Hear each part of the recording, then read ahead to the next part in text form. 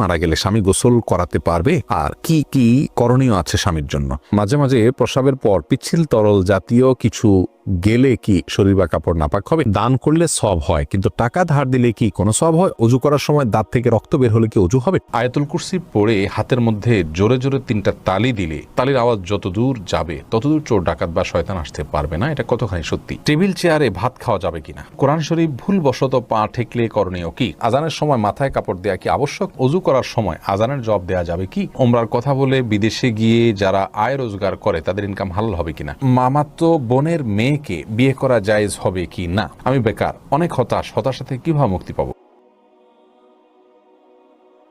হবে চলি আমরা প্রশ্ন উত্তর দেওয়ার পর্বে।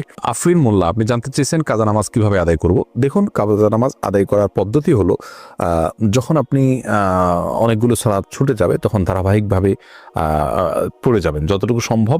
শুধু ফরজ